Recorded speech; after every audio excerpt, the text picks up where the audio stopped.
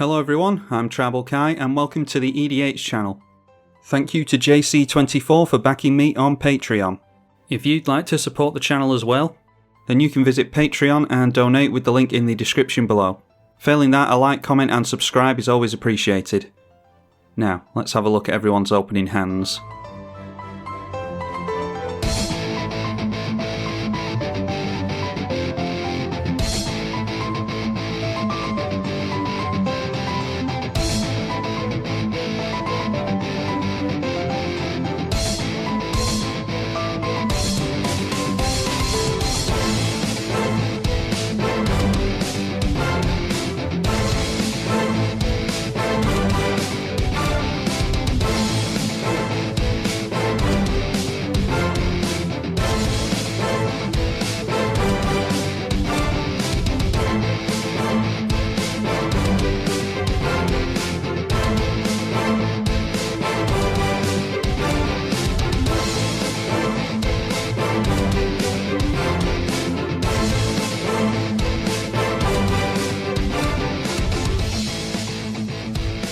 Yeah, let's go for a turn 2 commander.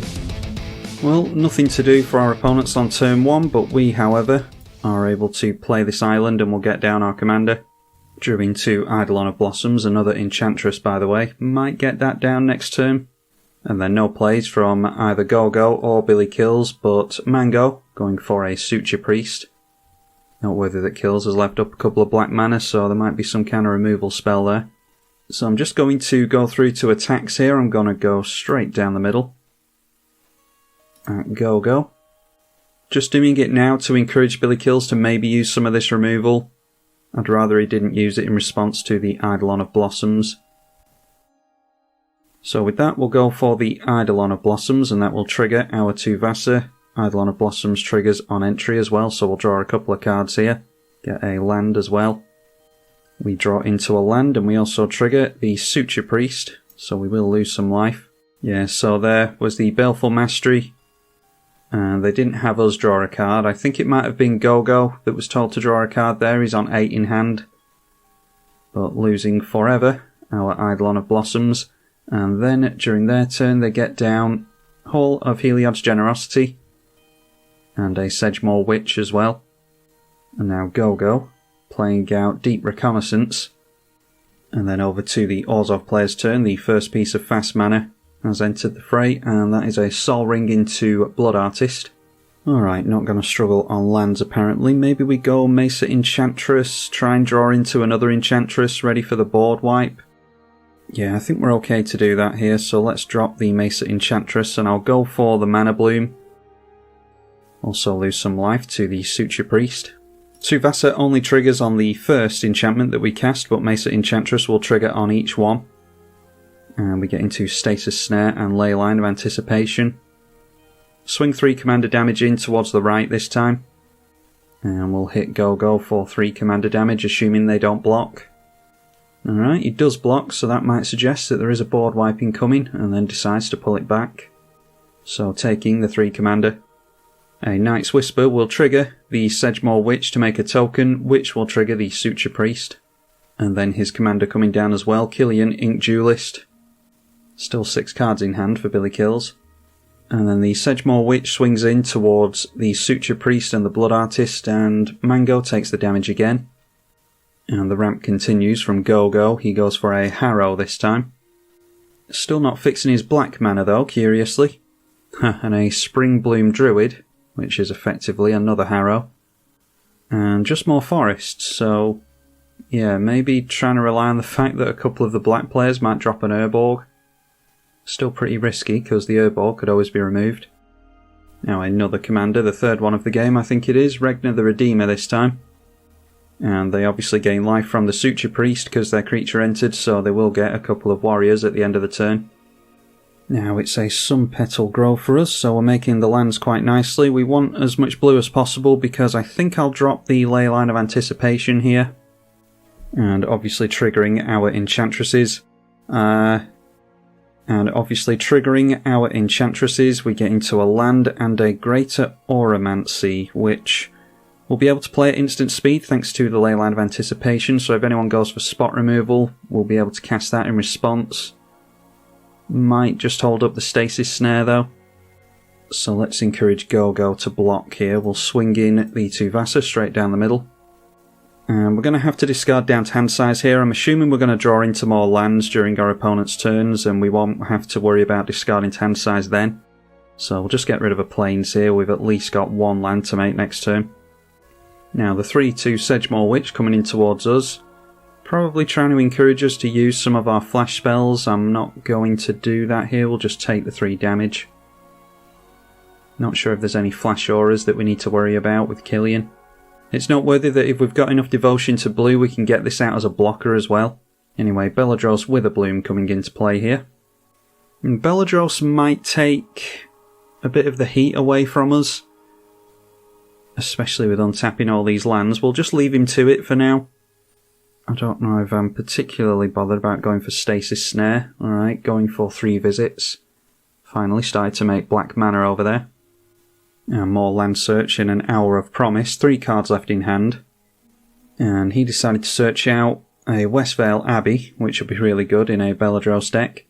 And an Arch of Arazka as well. And he does have the City's Blessing for that, so he can pay 5 and tap to draw a card.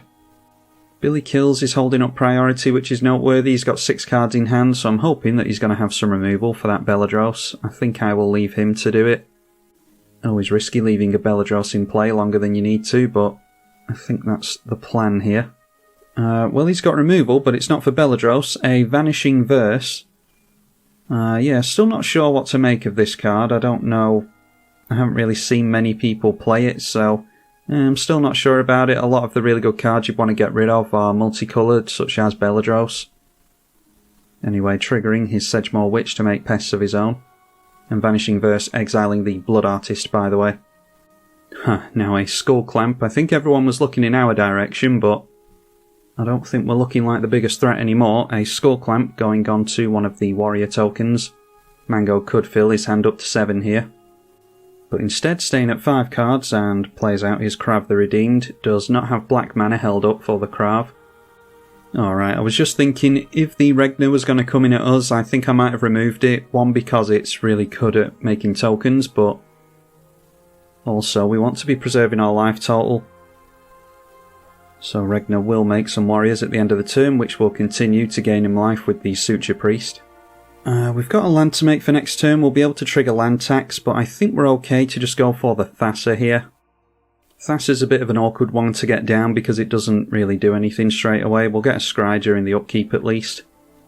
Okay, and Annihilate. Yeah, really not liking the Enchantress stuff. Billy Kills has got his eye on us well and truly. So going for the Annihilate on there, and then it's round to our turn. We will Scry one. Not really too worried about losing the Enchantresses because we've got our commander in play. And we'll be able to trigger it on each of our opponent's turns if we want to.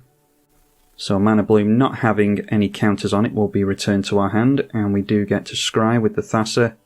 And a Serra's Sanctum we will definitely keep on top. So let's this turn just play out the land tax, and that draws us into Seal of Cleansing, so we can get rid of artifacts and enchantments that we'll be worried about. Throw down the Serra's Sanctum, and then we'll be able to afford the Avenger of Zendikar card during one of our opponent's turns if we want to do that. Yeah, I think we just leave it there. Noteworthy that we can make our Tuvasa unblockable with the Thassa for 2 mana. But I want to save that for when we can actually Alpha Strike someone. So let's get rid of Sun Petal Grove here. I'm assuming that we're going to draw into more lands. In Concordant Crossroads I don't think I'm going to cast. We want to get into that in the late game really. Might come in handy later with a big reanimation. But with all these tokens being generated, I certainly don't want them having haste. Yawgmoth's Vile Offering now. Put up to 1 target creature or planeswalker from a graveyard into play under your control. And destroy 1 creature or planeswalker. So they are destroying the Beledros over here, and reanimating our Mesa Enchantress. So what we could do is go Stasis Snare onto that. And then when Stasis Snare gets removed, we'll get our Enchantress back. Not going to worry about that just yet. Sedgemoor Witch making another pest token. And Billy Kills not turning sideways at all because there's a lot of tokens on the field and no one wants to tap out into those. Now Go-Go, with 3 cards in hand, taps out into his Beledros again. And again, untapping all of his lands, he's at 8 power. That's pretty risky. We might be able to take him out next turn. Alright, gaining some life in Nissa's Renewal. Search for 3 basic lands, put them in tapped, and gain 7 life. And now far wondering, this is just ramp.deck apparently. Then Deep Reconnaissance being flashed back. Still only got 1 swamp in play, curiously.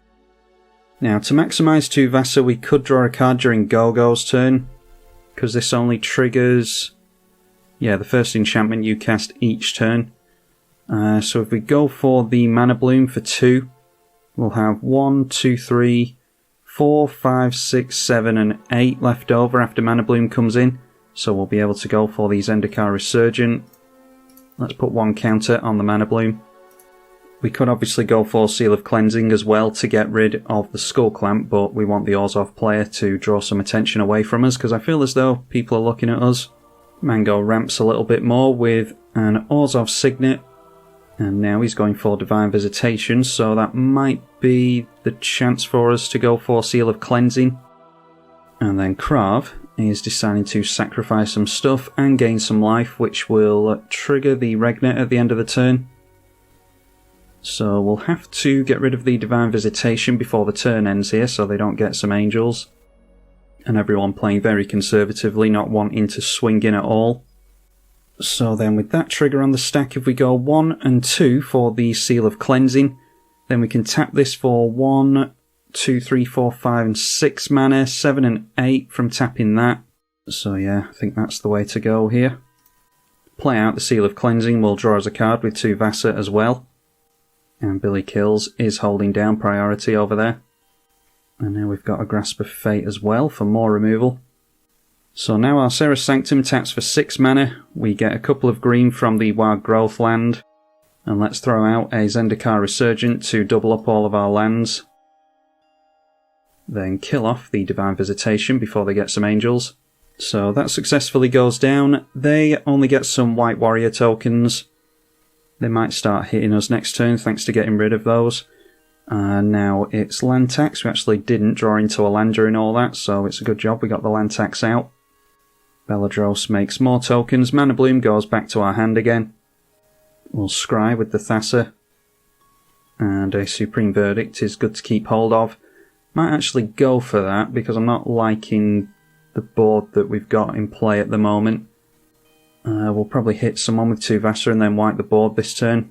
So we'll just grab a single forest with the land tax. I think that's going to guarantee us land drops for the rest of the game, hopefully. So let's go Fertile Ground first of all. Don't forget our lands tap for an additional mana. Draw a card, and that is Eladamri's Call for more tutoring. So let's just make some blue mana here with the Fertile Ground land. We've got an additional mana from the big enchantment, like I said. Make our Tuvasa unblockable and we'll swing straight through the middle, I think. Go-Go is on the most commander damage at the moment. Okay, but Kill's going for something here. Target creature becomes white until the end of the turn and tap it. That's curious. He might be assuming that we're going to go in towards him. Oh well, not to worry. We've drawn our card for the turn and we're going to wipe the board here anyway, so that is at least a means of us using that white mana that we've just made. Oh, but of course we didn't draw into the Supreme Verdict because we shuffled with the with the land tax. Whoops. Yeah. Didn't even realise that the Prismatic Vista was supposed to be a Supreme Verdict. Alright, in that case we're just holding up our hand and a Grasp of Fate and the like. Yeah, we've got Stasis Snare, Grasp of Fate. So let's just make some use out of the floating mana and we'll go Mana Bloom. And that will have 2 counters on it. Yeah, so if I was so eager for the Supreme Verdict there, obviously I should have said no to the land tax. Complete brain fart by me there.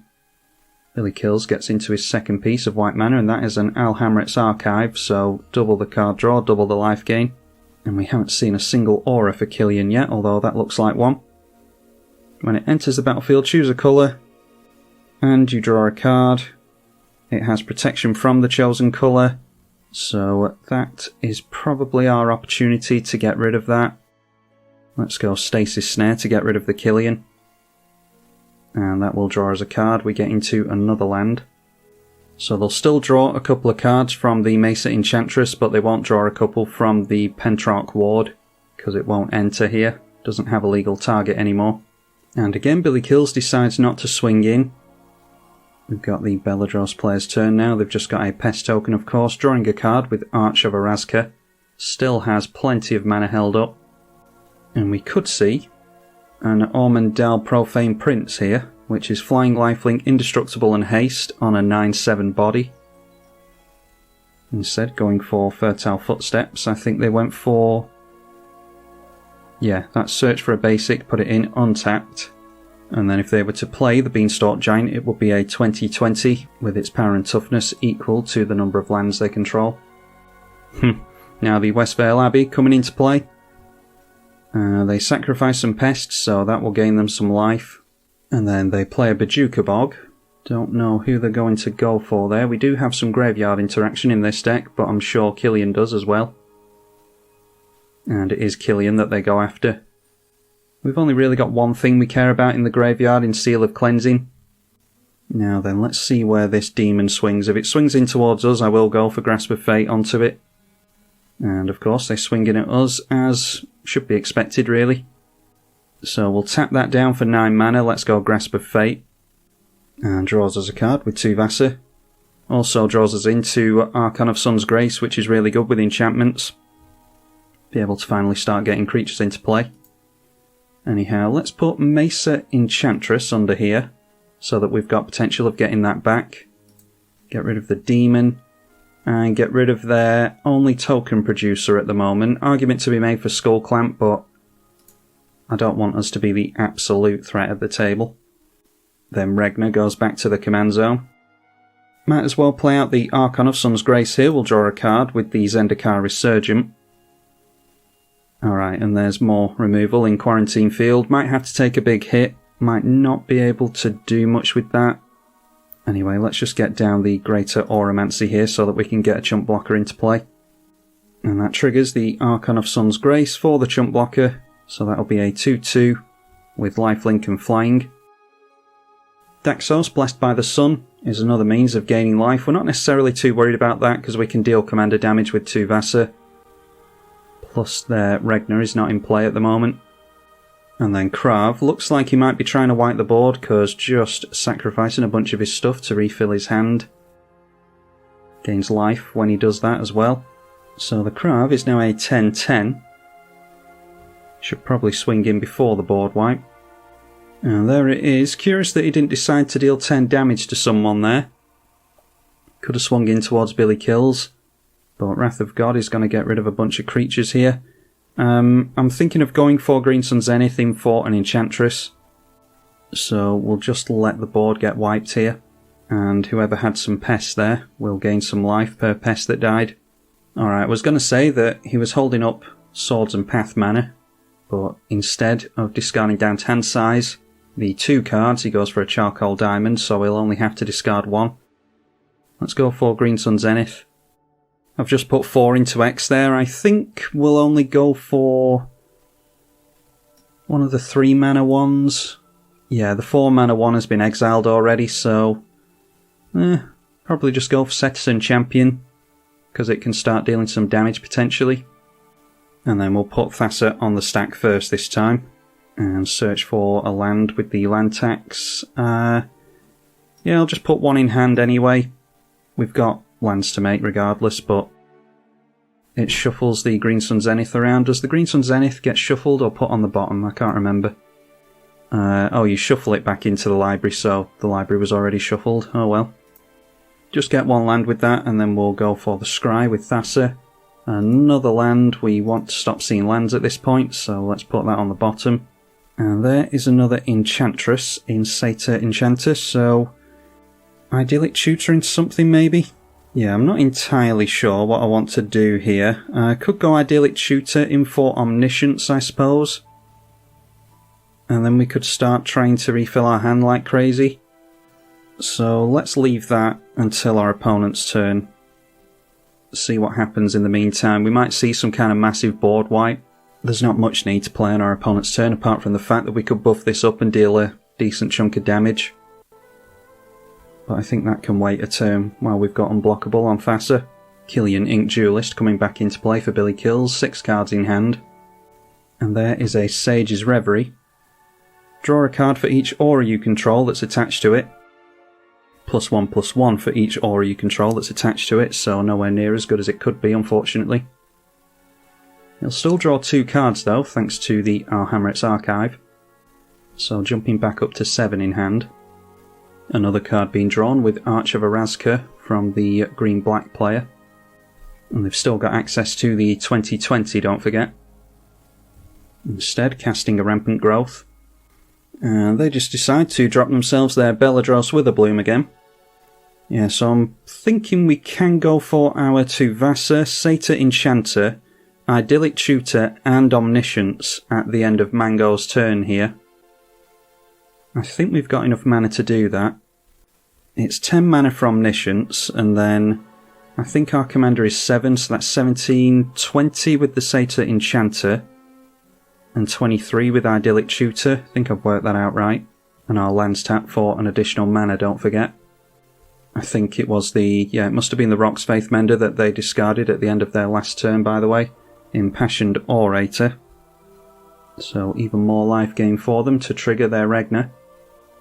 Now an Archangel of Thune for even more life gain shenanigans, so plus counters are going to go on all of their creatures whenever a creature enters. Thankfully they don't have any form of Soul Warden in play, because if they did, the Beledros would be making their creatures really, really huge with every creature that enters on the entire battlefield. And towards the end of the turn, on their second main, Skullclamp goes on to the Archangel of Thune. They've still got 2 mana held up. We'll go through to the end step. They've got 5 cards in hand. Now let's see what we can do here. First off, we'll drop the Satyr Enchanter. And that will draw us a card because it's a creature. But just another land. We want to see as many enchantments as possible because we'll be able to cast them for free and draw cards with Omniscience. A little bit risky tutoring for Omniscience. Maybe should go for something else, but haven't actually played with Omniscience in multiplayer, I don't think. Oh, I thought our commander cost 7, it actually costs 5, so yeah, this should be even easier than I thought it was going to be. Draw another card from Zendikar Resurgent by casting the Tuvasa. Alright, and a Nyxbloom Ancient. So that is triple mana, and it's an enchantment as well. Serra's Sanctum taps for 11 mana. Let's play the Idyllic Tutor to search up this Omniscience. Really making great use of the Leyline of Anticipation here. And there is the Omniscience. You can cast spells from your hand without paying their mana cost. Definitely get that into play this turn. We will cast, and Tuvasa and the Satyr Enchanter will trigger. And the Citizen Champion only triggers when an enchantment enters. Are we going to see it enter here? The Orzhov player is tapping out for something. That is a murder onto Tuvasa, which will take... yeah, this is only from hand. We might still be able to afford to get the Tuvasa out again. 1, 2, 3, 4, 5, 6 and 7, only just. So we'll put her back in the command zone. That was a murder from the Orzhov player, by the way. Still get the draw triggers. Draw back into that Supreme Verdict that I goofed up on earlier on. And a Mana Reflection for even more mana. So the Citizen Champion triggers, like I said, it'll get a plus counter and draw us another card, get into another land. And we can just straight up hardcast the Tuvasa here, thanks to the Mana Bloom.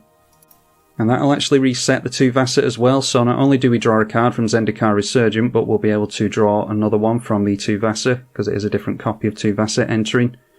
Let's go Nyxbloom Ancient for free with Omniscience. This is all at the end of Mango's turn, don't forget. So only triggering the 2 Enchantresses there. We triggered the Zendikar Resurgent as well, because Nyxbloom Ancient is a creature. Don't really need the triple mana at this point, apart from for X spells. But we're going to draw a whole heap of cards here. Throw down the Rhystic Study. And there is a Replenish for some insurance, just in case we can't knock anyone out this turn. Might as well play out a Sol Ring, although it won't trigger anything. Let's go Eladamri's Call to search for a creature. And I think we'll go for Aura Thief, so that we can gain control of all enchantments at some point. Play the Mana Reflection with Omniscience. Our Thassa is animated now, by the way, because we've got enough Devotion to green, or Devotion to blue even. Drew into another enchantment. And the Beledros decides to untap a bunch of lands with one card left. Might have something that he can do about all this. No, looks like just a bit of a frantic search, going for a card draw with Arch of Orazca. Alright, and there is Wolfwillow Haven, Smothering Tithe as well. Just arbitrarily get down the Smothering Tithe. And we've got another Enchantress there as well, so we should be able to start flipping through our deck pretty quickly here. Let's play down the Mesa Enchantress. Once we start getting very few cards in our library, we have to be careful, because a lot of these are not May abilities on the draw. 49 cards left in the deck though. Play the Primeval Bounty for even more triggers. Should help us to get lethal through on somebody much quicker as well. A Faith's Fetters, just another enchantment. We can probably put that on the Beledros so that they can't activate it. Sylvan Library. Bunch of plus counters on the... we'll just put it on the Citizen Champion. Let's put Faith's Fetters onto the Skull Clamp. We've got Unblockable, so we don't really need to put it on a creature. Faith's Fetters will stop the Skull Clamp being equipped to anything. And we'll put some plus counters on the Satyr at this point. So I'm thinking we'll go Commander damage onto Mango. And try and deal as much damage to Billy Kills as possible with all these plus counters. And I just accidentally passed through the turn. The client was lagging there, so I thought it wanted me to pass priority for something. Yeah, so we're just going to have to make do with the creatures that we've got in play here. Let's not bother with land tax. Mana Bloom will go back to our hand for another Enchantress effect, but I think we've got enough of those at this point. Forest on the bottom with the Thassa. Not going to bother with the land tax, trying to do this as quickly as possible at this point. Let's just go for Wolfwillow Haven onto a Forest. Plus counters onto the Satyr again, we draw a bunch of cards as usual. And I'm just trying to get into the enchantment, Enchanted Evening I think it's called. That will allow us to steal all of our opponent's permanents, and then we can just continue to hit them across the course of the next few turns. So let's drop Omniscience, 36 cards left in the deck. Just playing out any enchantments I can that will make the least number of triggers, i.e. ones that don't have enter the battlefield effect, so going for Sphere of Safety now. And continuing to buff the Satyr.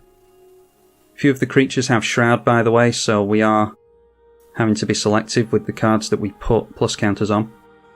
Just play another enchantment on a land. There we are, the Enchanted Evening, so should be able to steal all of our opponent's stuff here and just make things a bit quicker. Let's play out the Enchanted Evening. For anyone who doesn't know, that makes all permanents in play enchantments. So we're actually not going to be able to put plus counters on things anymore. But we're also about to gain control of all of our opponent's permanents, so I don't think it really matters. So with all of the permanents in play being enchantments, we can now go for the Aura Thief, gain control of all enchantments, and that will draw us a card. It will trigger the Primeval Bounty, make us a Beast token. Oh, and not playing the deck for so long, I don't actually know the damn combo. That is when it dies. Not when it enters. Okay. So in that case, just for the sake of not making our opponent sit here for much longer, let's just get on with the turn. We'll put... yeah, just put some lands on top. And then we'll go through to combat here. Our Tuvasa is a 38-38. We'll make that unblockable. We'll go those two in at Mango. And then 10 damage in towards Go-Go. And then we'll have to make some things unblockable. Actually, I don't think... oh, and actually, yeah, that's a little nombo, isn't it? Yeah, not understanding that combo has actually hurt us here, because we can't make a target creature unblockable this turn. Oh well. Doesn't look like we're winning this turn like we should have done. Should really have had the game here. It's just because I didn't want to just keep playing enchantments forever and buffing all of these creatures, which is what we were going to do pretty much. Just buff all the creatures, make them unblockable with the Thassa, and then hit everyone down to lethal, but it would have taken forever because it's Magic Online, so was trying to win the quick way, thought this was an ETB, but apparently not. So I suppose what we could do instead is just wipe the board with Supreme Verdict and take control of all of their stuff and call it a day. Yeah, so Billy Kills deciding to block there, and the other two just deciding to take a bunch of damage. So going down. Mango goes down to 17. Kills losing his commander, but he does have 7 cards in hand. And the client is lagging like crazy. Even if we go for the board wipe and steal in all the stuff, we'll be able to make a bunch of tokens with the Sigil of the Empty Throne, so there's a million and one things we could do here. Let's just discard down to hand size. And then obviously with a loaded graveyard as well, we can always go replenish to get all of that stuff back as well, which causes even more triggers, and it just goes on forever. So, like I said, was just trying to draw it to a close as quickly as possible, but failed absolutely miserably in that, apparently. Oh, and that's an interesting one, actually. If someone draws a bunch of cards, that's another nombo. Smothering Tithe will trigger. It'll bring down the treasure token, which is an enchantment, and that will force us to draw with Citizen Champion. So that'd be another way that we could lose. Learning a lot about the deck here, at least. Only got 16 in the library. A Clarion Spirit comes into play. Heuristic Study is a May ability, so we don't have to draw to that at least. We just need to try and go wide with Sigil of the Empty Throne as best we can, I think. An Angelic Gift going on to the Spirit as well. Drawing a couple of cards thanks to Alhamrit's Archive, and the Angelic Gift will force us to draw with the Smothering Tithe and the Citizen Champion. Yeah, if we didn't have Shroud on there, we could go for Darksteel Mutation onto that to remove its ability. And if we're absolutely desperate, we can go Supreme Verdict as well. So what I'll probably do here is draw a few more cards until we get to around, I don't know, the 5 mark. I'm not sure what's safe. And then we can go Supreme Verdict, destroy all the enchantments, or the enchantment creatures, gain control of all of our opponent's permanents. Enchantress's presence will still be in play, so yeah, we're going to have to be careful either way here. Anyhow, our opponent casts a Boom Reflection. If you will gain life, gain that much life twice instead. Now a Cathar's Crusade from our opponent. So we've got 13 cards in the deck here. Let's see what they want to do with regards to swinging in. Don't want them to gain a bunch of life here, so I'll probably go Supreme Verdict now. That'll get rid of our Enchantresses, and we'll be able to start making a bunch of Angels. Alright, so we'll make further use of the Leyline of Anticipation, cast that with Omniscience. And this can't be countered, even if they were likely to have counter magic. With the Aura Thief, we'll be able to gain control of all of their permanents. And then let's go Sigil of the Empty Throne. And I think it's... no, it's not a May ability on Enchantress's Presence, so we do need to be careful with that. We kept the Thassa for obvious reasons. We'll be able to get our commander into play as well. And then we'll just go Mirror Maid onto the Sigil of the Empty Throne so that we can make as many Angels as possible. Mirror Maid does actually get through the Shroud because it doesn't target, so we can make another Sigil. Need to be very careful drawing cards actually, because we've gained control of this, so we're going to draw double the cards that we would have done.